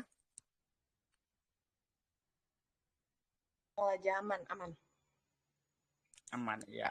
Terima kasih buat Ko Yeriko yang sudah mengimpartasikan kita kebenaran firman Tuhan buat kita pemuda-pemudi di grup Bersyukur Senantiasa ya. Karena Kenapa saya bilang pemuda-pemudi? Karena 99% di grup ini belum pada menikah. Jadi masih banyak yang single juga. Kalau bahasa Spanyolnya mungkin jomblo. Jadi agak sedikit luas lah kita untuk sharing cerita, supaya mungkin kalau ada yang udah orang tua kan mungkin agak-agak malu-malu, tapi harusnya teman-teman bisa buka mic juga bertanya, karena kita di sini sama-sama belajar ya, dan sama-sama yang belum menikah juga, jadi lebih asik lah ngobrolnya harusnya, karena pemuda-pemudi gitu. Jadi teman-teman, firman Tuhan kita tadi kan sudah dengar tadi di 1 Korintus 10 ayat 13 ya, yang berbicara tentang pencobaan-pencobaan yang kamu alami adalah pencobaan-pencobaan biasa, yang tidak melebihi kekuatan manusia. Sebab Allah itu setia, dan karena Ia tidak akan membiarkan kamu dicobai melampaui kekuatanmu. Pada waktu kamu dicobai, Ia akan memberikan kepadamu jalan keluar. Kita tahu bahwa yang suka mencobai kita, yang suka menjebak kita, yang suka ingin menjerumuskan kita, menyesatkan kita adalah si iblis. Ya, si iblis yang berupa memakai manusia. Iblis itu dia kan tidak langsung ya, dia bisa pakai manusia yang bisa diperalat sama dia, itu iblis. Gitu. Jadi kita harus tetap waspada, berjaga-jaga. Bagaimana caranya? Kita harus dekat sama Tuhan, bergaul karib dengan Tuhan, harus kuat berdoa, kuat baca firman Tuhan, rajin serta setia melakukannya dan taat kepada perintah Tuhan. Dengan kita melakukan itu, dan satu lagi jangan lupa berpuasa. Dengan kita melakukan itu, kita akan lebih bisa membaca strategi-strategi iblis di mana iblis mau memakai orang. Jadi anak-anak Tuhan, mari lebih melekat kepada Tuhan agar kita bisa melawan tipu daya iblis. Iblis ini kan pendusta. Dia seperti singa yang mengaum. Jadi iblis ini berkelana, mencari di mana mau diterkam sama dia. Jadi bagaimana kita untuk menghancurkannya, untuk bisa melumpuhkannya, ya kan, untuk mematahkan tipu dayanya dia. Ya kan, kita harus dekat sama Tuhan. Kita harus mengetahui kebenaran-kebenaran firman Tuhan. Karena waktu Tuhan Yesus dicobai oleh iblis di padang gurun, Tuhan Yesus memakai kebenarannya, yaitu firman-Nya, mematahkan tipuan-tipuan si iblis. Ya kan, dia meredam semuanya.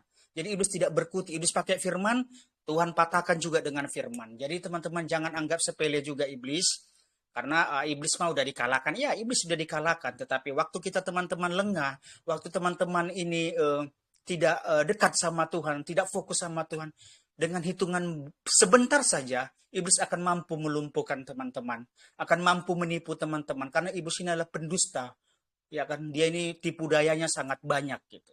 Makanya firman Tuhan katakan, jagalah hatimu dari segala kewaspadaan, karena dari situlah terpancar kehidupan. Kata jagalah berarti ada kata perintah Tuhan untuk menjaga hati kita. Jadi kita harus berjaga-jaga setiap saat, jangan lengah, jangan ada celah di daun pintu, jangan sampai iblis masuk untuk menguasainya.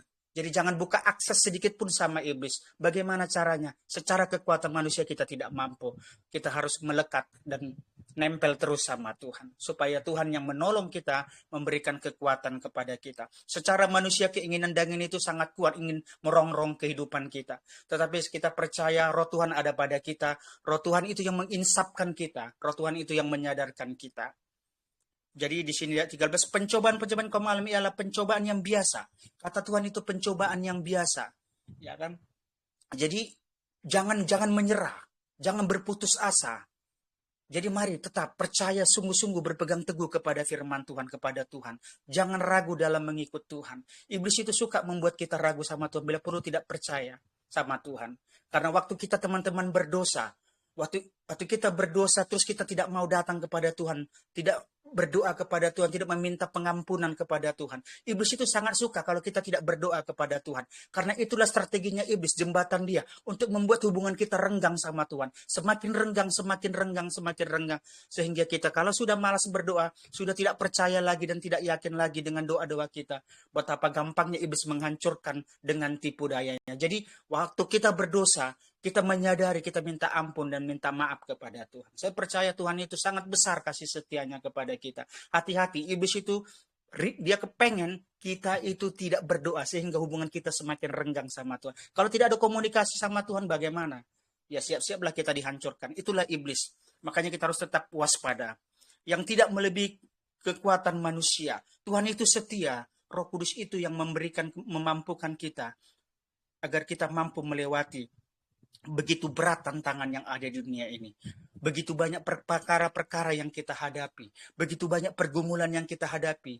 Ya akan bertubi-tubi. Yang tidak kita lakukan tetapi orang lakukan, limpahkan kepada kita. Fitnaan, hasutan, caci maki, gosip dan sebagainya. Yang dimana kita tidak melakukan tetapi orang fitnahkan kepada kita.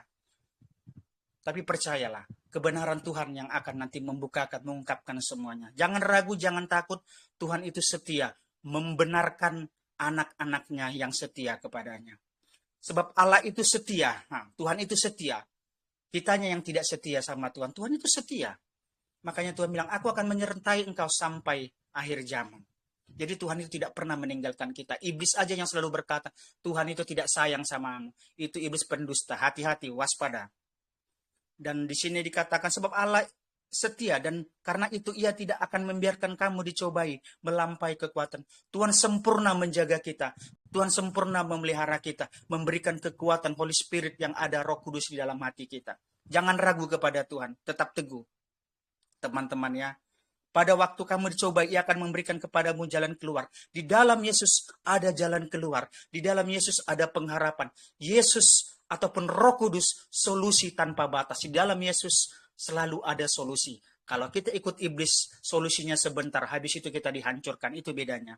Sehingga kamu dapat menanggungnya. Penderitaan memang yang ada kita hadapi di dunia ini, teman-teman. Itu adalah penderitaan yang biasa. Orang kau bilang, aduh kok banyak kali pergumulan, banyak penderitaan. Ya, selama masih di dunia, ya kita harus menderita. Kita harus bergumul. Tetapi itu hanya kecil saja. Itu tidak seberapa. Kenapa? Tuhan yang memampukan kita. Kalau secara daging manusia mengandalkan kekuatan sendiri, stres kita, gila kita tidak akan mampu. Ada roh Tuhan yang memampukan kita, teman-teman. Jadi teman-teman, selama kita masih di dunia ini, memang pergumulan itu selalu silih berganti. Nanti kita sudah tidak ada pergumulan waktu kita dipanggil Tuhan. Jadi jangan lari dari pergumulan, hadapi pergumulan itu walaupun berat. Setiap kita punya pergumulan di sini. Saya tidak tahu pergumulan teman-teman. Mungkin sangat berat. Bahkan saya juga punya pergumulan yang tidak saya bisa ceritakan. Tapi percayalah, waktu kita datang sama Tuhan, kita menyerahkan kepada Tuhan, kita bergantung sama Tuhan, ada kekuatan jiwa, batin yang kita akan terima dari Tuhan. Kalau teman-teman berharap pada diri sendiri, dengan logikanya kita, dengan pendiriannya kita, dengan kemampuannya kita tidak akan mampu. Kita harus bersandar kepada pengertian Tuhan. Jadi teman-teman, mari kita andalkan Tuhan. Agar kita mampu mematahkan tipu daya iblis, mari melekat kepada Tuhan. Lewat baca firman, berdoa, berkomunikasi sama Tuhan. Jangan tinggalkan ibadah dimanapun teman-teman melayani, di gereja, di komunitas. Selama itu hal-hal yang baik, hal-hal yang benar, ikuti. Karena kalau teman-teman tidak lagi mau beribadah, tidak juga mau berdoa lagi secara pribadi sama Tuhan, berarti sia-sia, iblis akan sia-sia menghancurkan kita, meremukkan kita. Itu dari saya teman-teman, tetaplah setia kepada Tuhan, jangan ragu, jangan bimbang, tetaplah teguh kepada kebenaran, ada Allah yang setia, ada Roh Kudus yang selalu memberikan kekuatan kepada kita. Segala perkara dapat kutanggung di dalam Dia, kata Rasul Paulus, yang memberikan kekuatan kepadaku. Itulah perkataan Rasul Paulus, biarlah itu perkataan Rasul Paulus adalah perkataan iman, dan itu akan kita terima dengan perkataan-perkataan yang penuh iman dan penuh dengan kekuatan. Segala perkara dapat kutanggung. Masalah, silih berganti pergumulan dapat kita tanggung. Karena Tuhan yang memampukan kita semua. Itu dari saya, Tuhan Yesus memberkati. Shalom.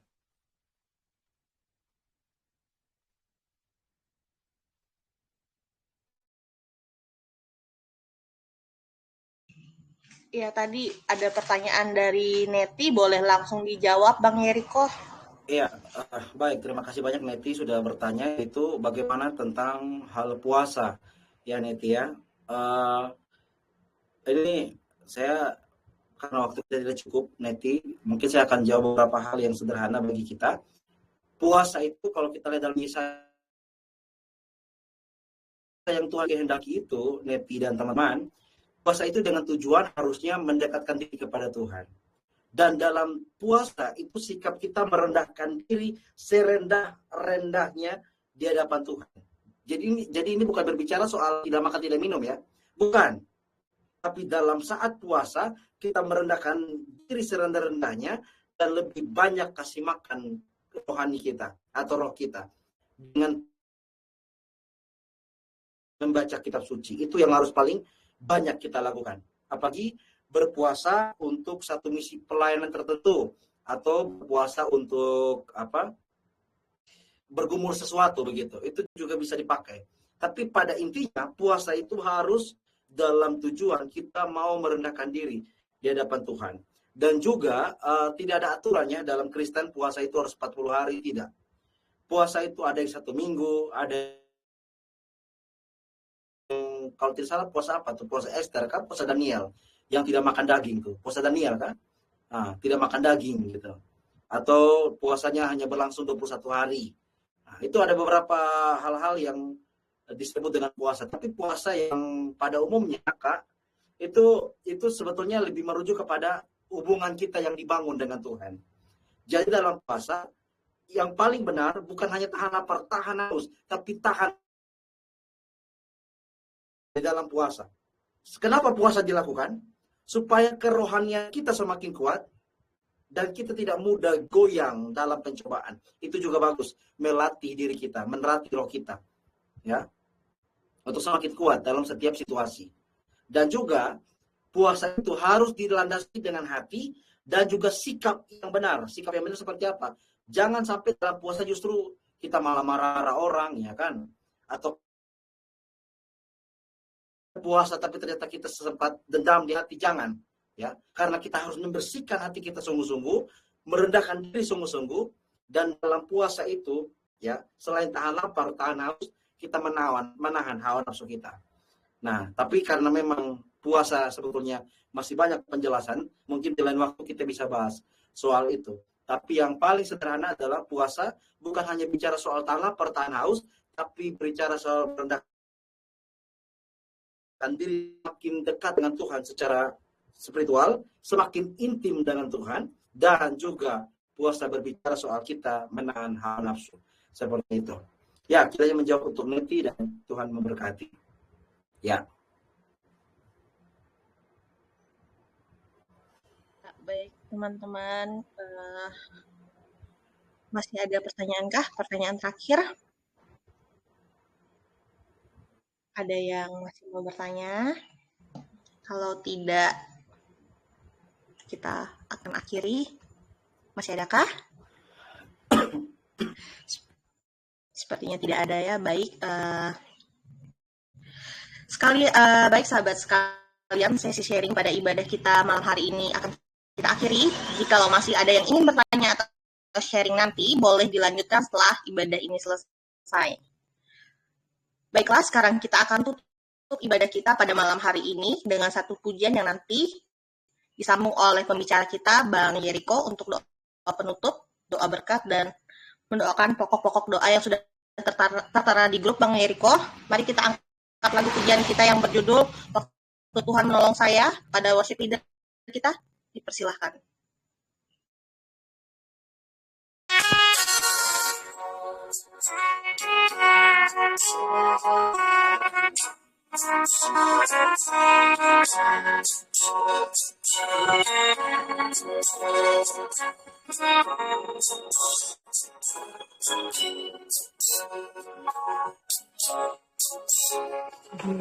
Saya jauh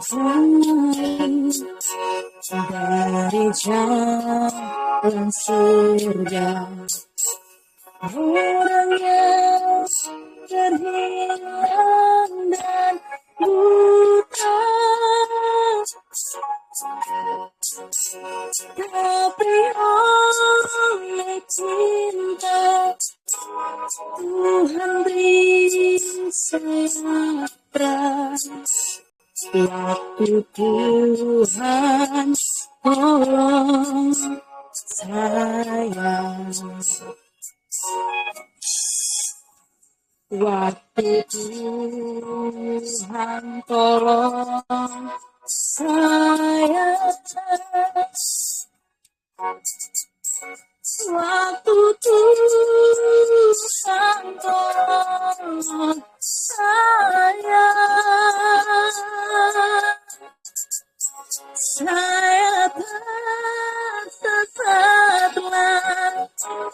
jika tiada Dia, waktu Tuhan tolong saya.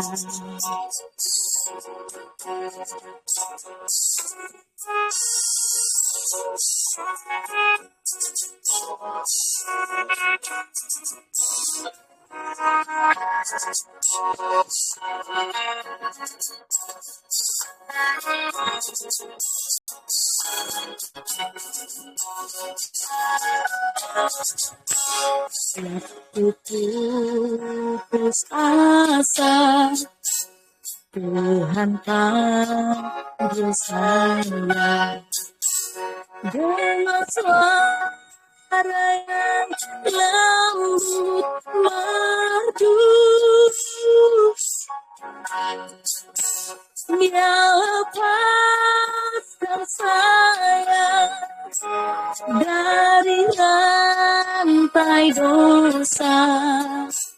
Waktu Tuhan tolong saya.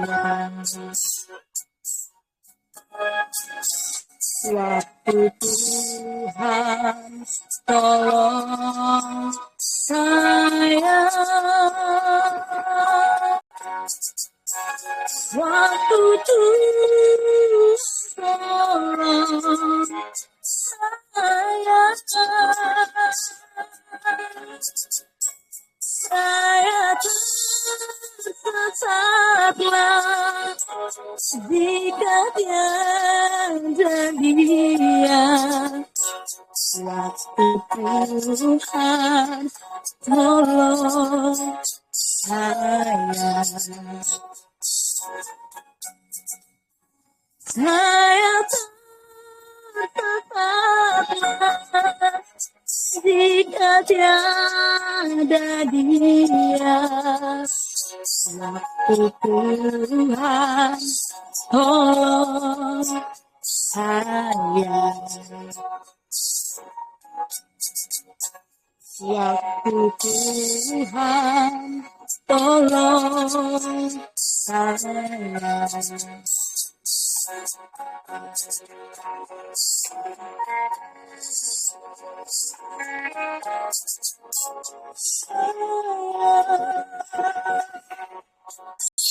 Saya kembalikan kepada moderator hambanya.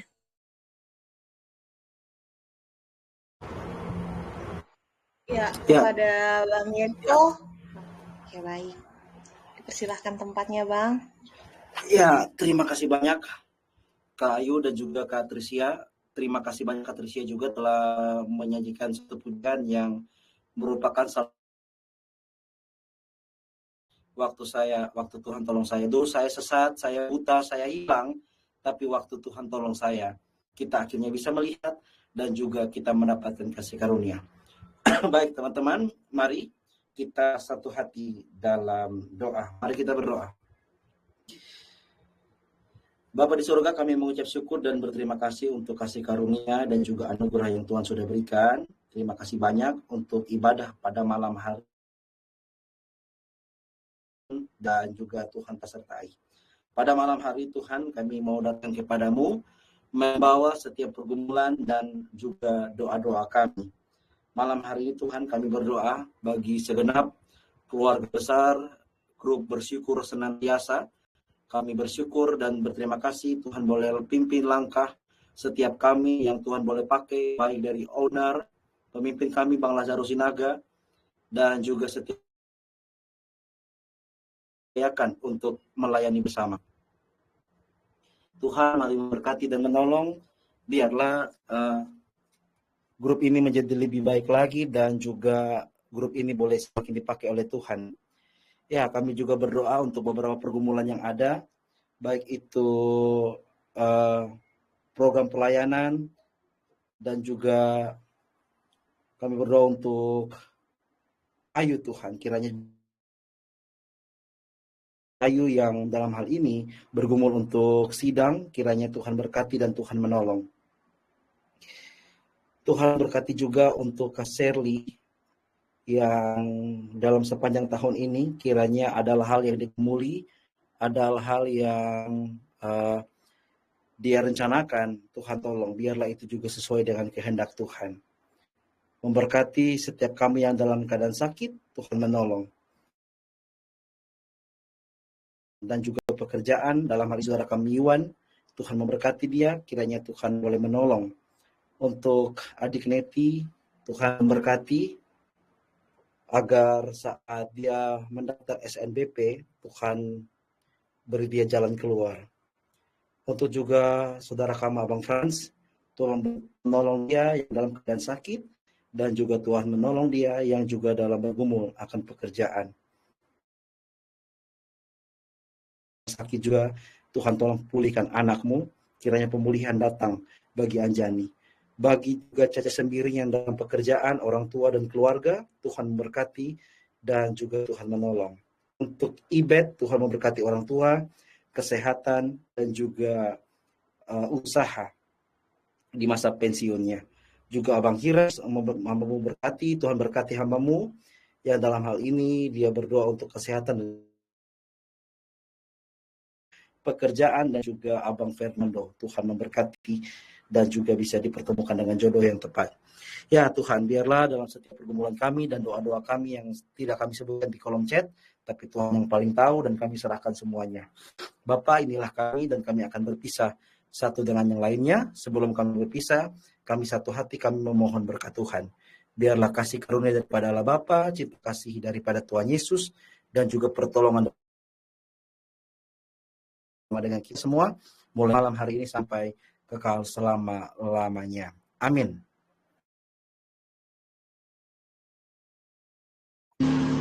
Iya, sahabat-sahabat yang terkasih, kita telah sampai di penghujung ibadah kita pada malam hari ini. Mari kita ingat bahwa firman Tuhan yang telah kita dengar dan renungkan harus terus hidup dalam hati kita dan memandu langkah kita setiap hari. Semoga kasih dan berkat Tuhan menyertai kita semua dalam setiap aktivitas kita. Jangan lupa untuk saling mendukung dan mendoakan satu sama lain, karena kita adalah tubuh Kristus yang saling melengkapi. Selamat malam semuanya, semoga Tuhan memberkati kita semua. Sampai jumpa di ibadah berikutnya. Shalom.